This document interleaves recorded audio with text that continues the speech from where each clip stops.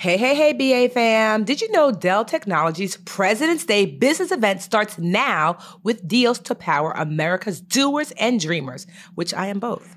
Save on select performance business PCs powered by 12th Gen Intel Core processors. Don't forget special pricing on the latest monitors, docks, accessories, plus free shipping and special financing with Dell Business Credit. Call a Dell Technologies advisor at 877-ASK-DELL. It's time for the BAQA. The BAQA, what you say? The BAQA with Tiffany. The BAQA. There's no Monday today. Instead, we are making it a Happy Money, Happy Life week. Okay. We've got my friend Jason V. Tug in the stew. That's the studio for those of you who are not as cool. If you did not listen to the regular Brown Ambition episode on Wednesday with Jason, it is amazing. We do breath work. We talk about his new book, Happy Money, Happy Life, which is available at happymoneyhappylifebook.com. It is an amazing episode. So go listen. I asked Jason, stay in the stew, Jason, and help me to answer some finance questions. And Jason agreed. Thanks, Jason.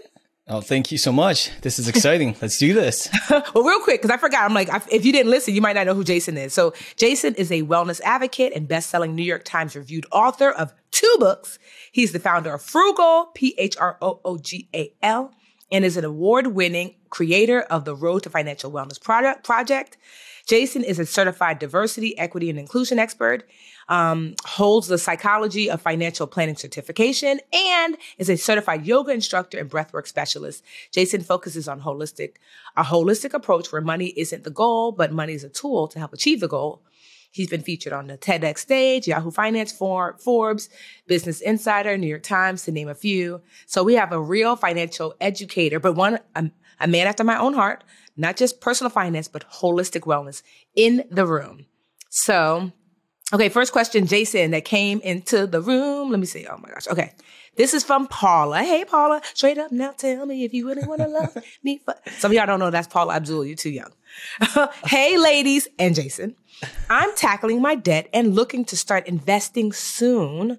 I work for a public agency that offers a 457B, which is basically like a retirement account at her job. It's a nonprofit retirement account, or I'm guessing a public agency retirement account, and have been contributing a small amount each pay period. Would you recommend contributing to this plan or opening up a Roth IRA to contribute to? Thank you so much for your insight. What do you say, Jason?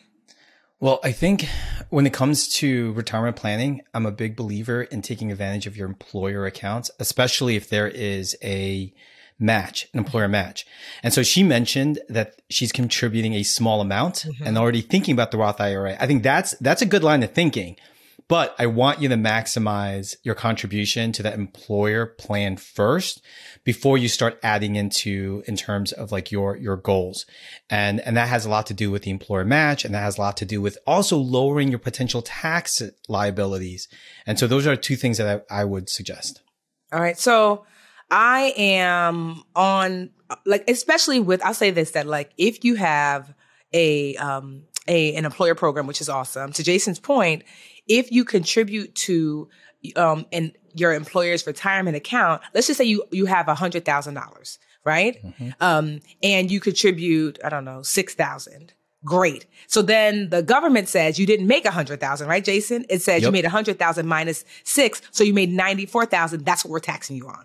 So that's what Jason means about that you get tax, like you get a tax break now, because when you contribute, you get the tax break now. And then when you go to pull money out later, when you're 65 and a half plus, you will pay taxes on the back end, but not on the front end. Correct. Right? But with a Roth, Jason, right, that's the opposite. Correct. That you don't get the tax break now because you basically put in money with a Roth IRA now after tax money.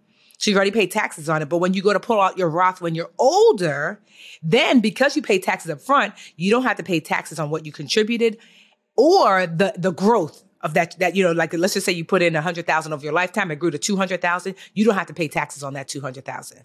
So there's no right or wrong in that, like contribute, because, to Jason's point, it's almost like a seesaw. You want to get some tax breaks now, but you also want to get some tax breaks later.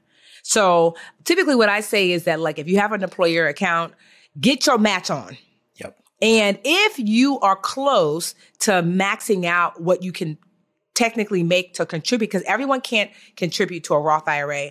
I think it was like $139,000. I'm not sure what the max is right now. Like you can't make over a certain amount of money and contribute to a Roth IRA. There's backdoor Roths, but we're just talking plain, regular personal finance that up to a certain amount of money, they don't want individuals contributing to a Roth IRA. You know, so if you are like at 100,000, I might be seesawing because you can have both at the same time, contributing to my employer account, but then also contributing to like my Roth IRA to make sure that like, you know, before it's too late for me to max out on my Roth IRA. So either way, go ahead, Jason. Sorry. Yeah, no, that's a good point because you need, there's a strategy around it. So you want to make sure that you're employing kind of like before taxes and after taxes. Yeah. And there's a lot of like nuances when it comes to that. But I think you're at the point where if you're thinking about Roth IRAs, look at maximizing again to the point of where your employer matches. Yes. So you want to contribute there, and then also look at the Roth IRA piece of it because you do want to mix a mixture on that as well. Mm-hmm. And so that's what I've done in the past in terms of maximizing my 401k contribution. Okay. In addition to contributing to a Roth IRA, because if your Roth IRA, your 6,000 for this year grows to 100,000 30, 40 years later, you don't pay taxes anymore. Mm-hmm. I mean, like how amazing is that? And that's the opposite is true for the 401k that's pre-tax or the 457 that's pre-tax. Mm-hmm. So it's like, it's those things, like really figuring out what your goals are and understanding that there is no right answer. It's just how are you looking at the tax strategy and the impact to your paycheck. So yeah, the only wrong answer is to not contribute. Yep. We don't want that, you know? But yeah, so we're going to up that a little bit to a lot more. Okay, Paula.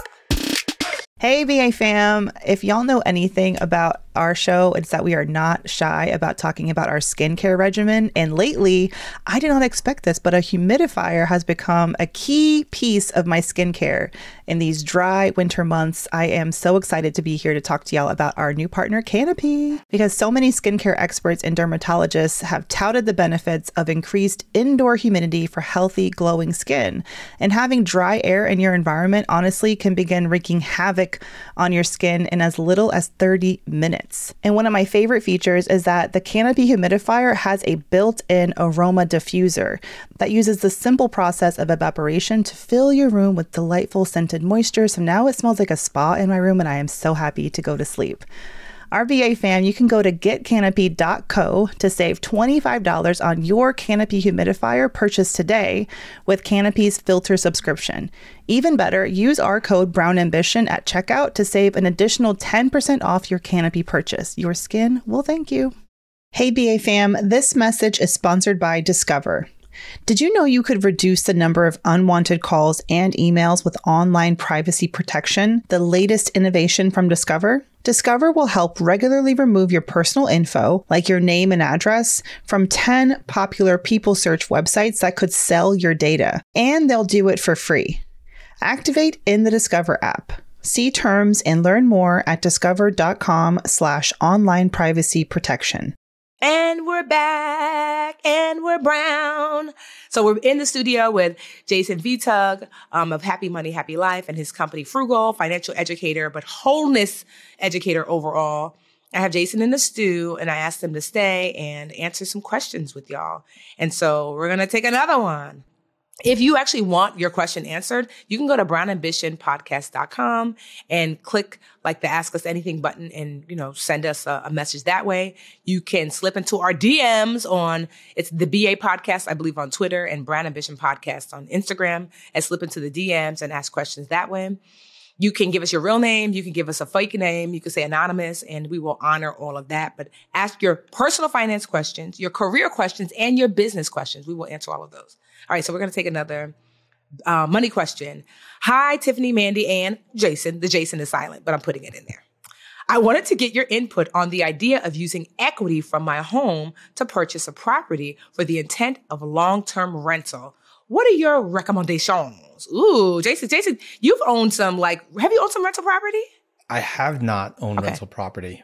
But I do read up on it, and I do have family members that have rental property. And this question comes up all the time. Okay. So hearing this, I think I have a viewpoint on it. Okay. So one, having equity in your property, that's a great thing. And so you definitely want to do the calculations to make sure that the investment that you're making with this rental property is going to pan out for you. And so if you're looking at tapping the equity of your primary residence, your home, your space for a rental, you want to make sure that it will eventually lead to a positive financial result. And I have seen many situations where it does not, then all of a sudden it endangers your primary residence.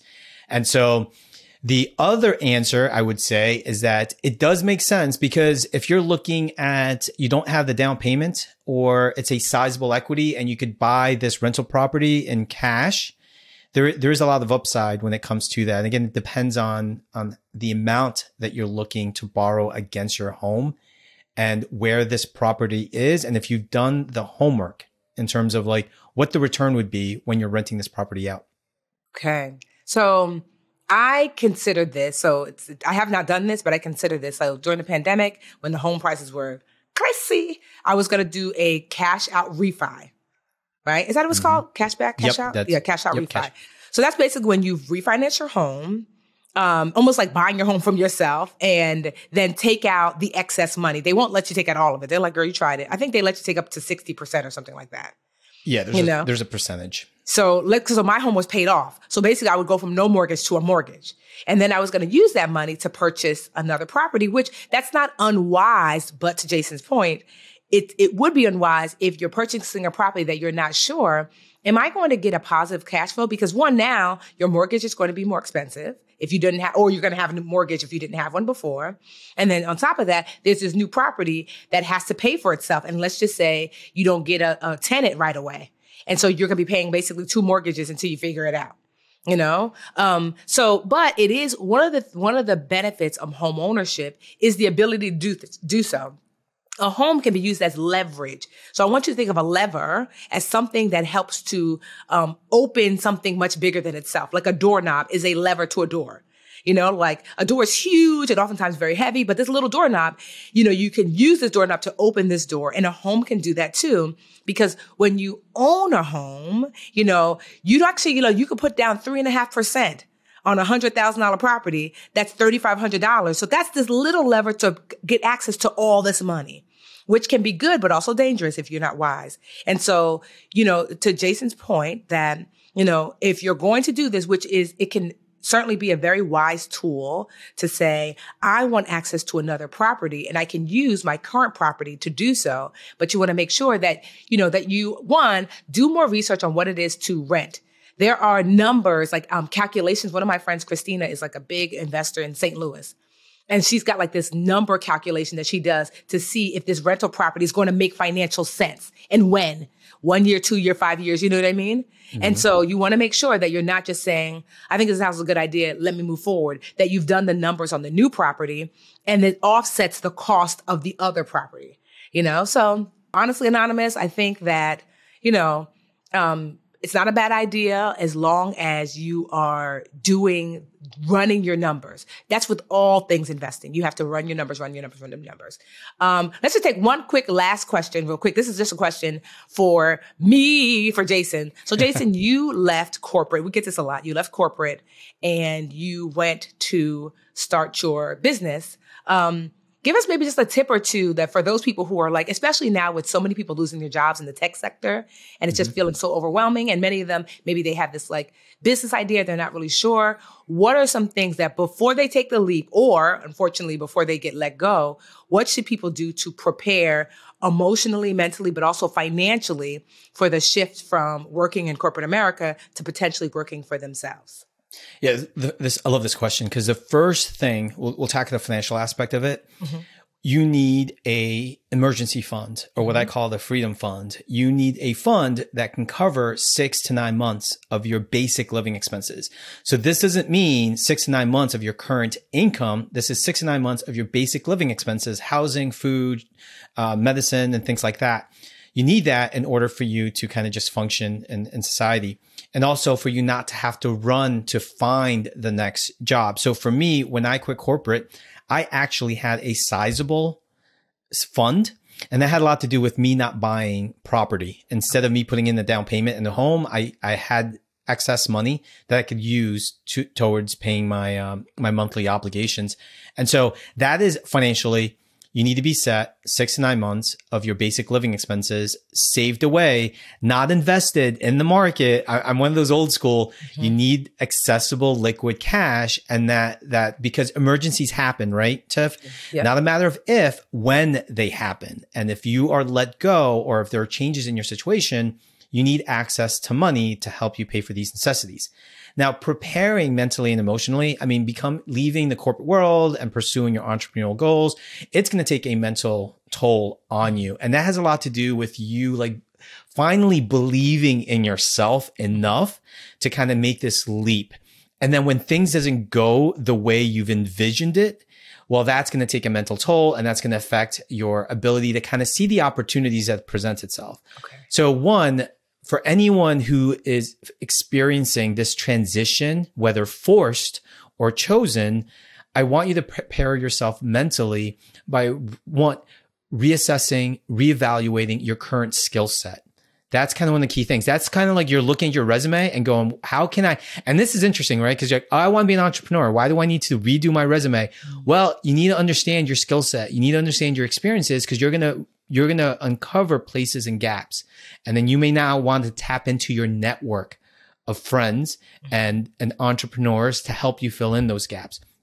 So work on that. And that's going to help you feel better about making this shift. It's going to help you feel better about going after for the next job if you're looking at going from one job to the next, depending on your situation.